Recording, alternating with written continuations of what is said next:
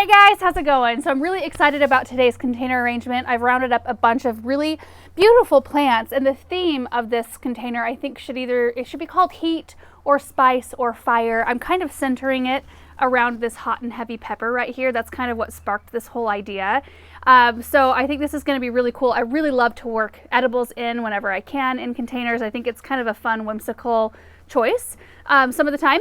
And I also have a really beautiful container here. This is a Corten steel container from Gardener Supply. Actually, just got it this spring. It's a 17-inch diameter.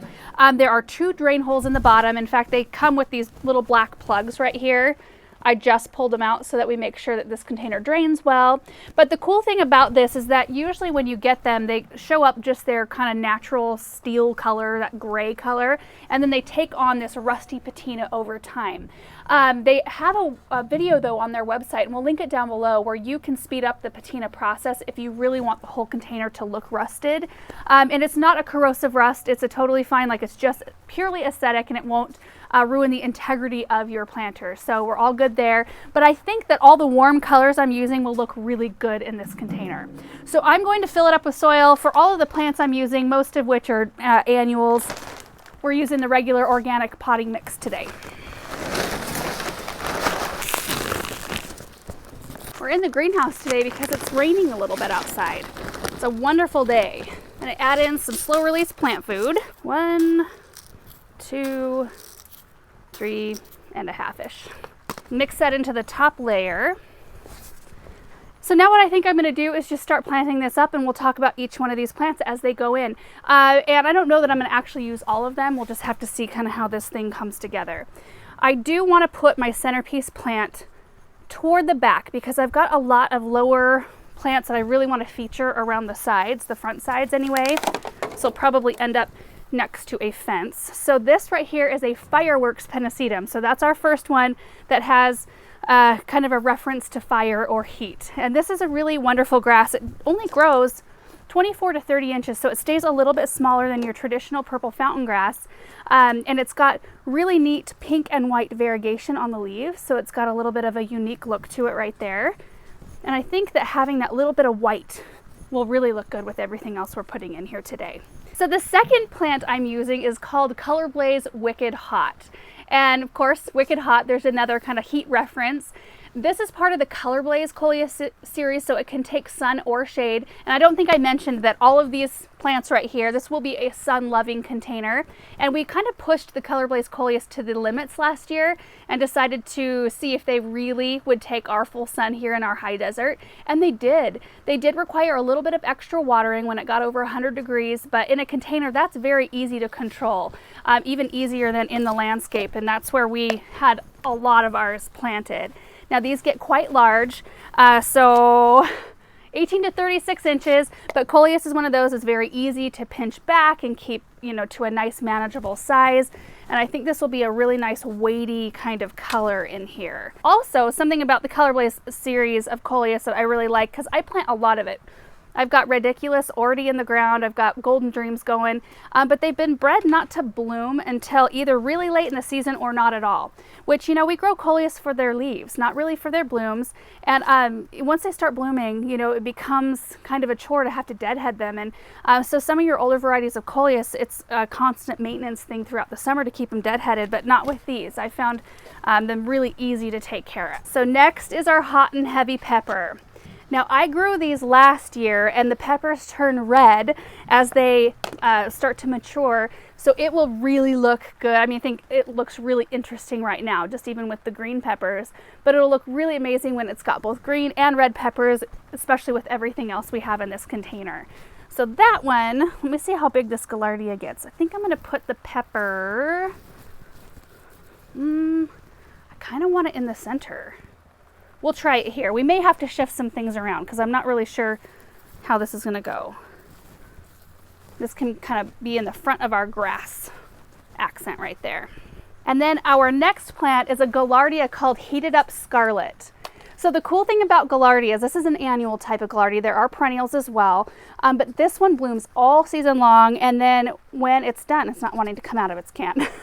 When it's done blooming, the spent blooms are really cool looking, like they're little kind of fuzzy looking spheres. And so I never deadhead them because I feel like they're super interesting to look at even when they're not in bloom. So that's the kind of plants we want for containers, honestly. Okay, so there's kind of our red orange accent right there. And keep in mind, like, there's a little gap back here toward the back of the container that I'm like resisting the urge to plant right at this moment. I might tuck some stuff back here, but this grass will expand and it will fill in the area back here. We may need some spilling plants though. Next, we're gonna do Flambe Yellow. And I'm going to put this one on the opposite side of the container as the coleus, because this one has got a really beautiful, like it would, I don't know, hold on. Do I want to do that? All right, so I figured out how I want to lay these out. This is going to be so pretty, I think. So on this side right here, and I'm going to go ahead and scoot the Galardia back a little bit, just a slight bit. And that one can kind of come over the side a little bit, and we'll put our Flambe Yellow right in front of that. Look at how pretty that is. And I like, my first inclination was to put this right here because it's a little bit more weighty in appearance because it's got a really unique color of leaves. And the Galardia is a little bit more wild, so I feel like we need that structure right there. And then we're going to use a Supertunia Red right in front of the Flambe right there. And so we'll have a really beautiful trailing plant there. And these are self-cleaning. You do not have to deadhead these, which is great. Essentially should be a very low maintenance container. And now one that I'm really excited about. This is Lady Godiva Orange Calendula. So I grew the Lady Godiva Yellow last year and I still have it. It wintered over in the greenhouse beautifully. I harvested the blooms. I was able to dry them and make a salve out of them. And they're just such a versatile plant. So I think that this is going to be beautiful in this container because they bloom all season and the flowers are edible. So we can kind of continue on a little bit with our edible theme a little bit. Okay, so we've got that. Those red flowers there. This is a little bit stretching for me too because I typically don't do a lot of containers with really warm colors. So it's kind of fun to do something different.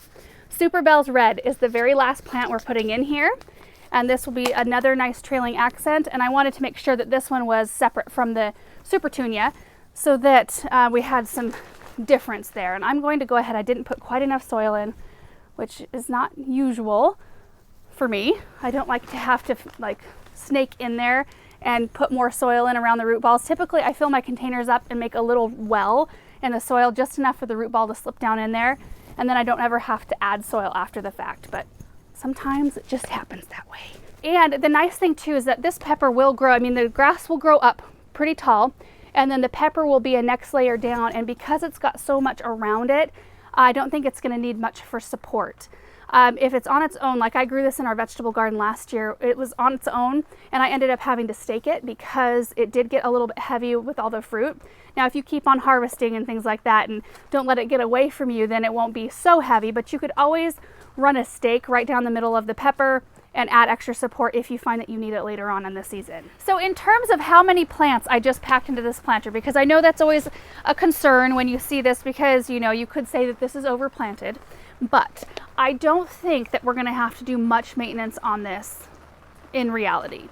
Just based on my experience growing these plants in previous years, I know that the Wicked Hot Coleus wants to get enormous, so we will have to keep that one trimmed down a little bit. But coleus is super easy to manage. I mean, you don't even need your Felcos or your pruners in order to do that. You can just go in with your fingers and pop off the stems to keep it in check growth-wise. And then, of course, you know, your Supertunias will want to grow really quickly and grow down. But this is not a Vista. It's a regular Supertunia, so it won't have as aggressive a growth as the Vista series. I grew the Galardia last year, and it like beefed up a little bit, but it doesn't get overwhelmingly huge. So I think it'll be perfect, as well as the Flambe Yellow and the Calendula. And of course, Supera Bells is much more compact than even your Supertunias. So, I mean, you guys will be able to see the progress of this container as the season rolls on, because I am going to keep it, even though the color palette is a little bit crazy compared to what I usually plant together. So anyway, if nothing else, it becomes a really fun learning experience, and I like to kind of experiment that way just to see how things I don't know, cooperate with one another, to see how compatible they are. So anyway, super excited to see this one grow on, and I hope you guys enjoyed this video and seeing this arrangement come together. I think the whole theme is really fun, kind of that heat and utilizing some of the plant names to kind of give us that vibe. So anyway, thank you guys so much for watching this video, and we will see you in the next one. Bye.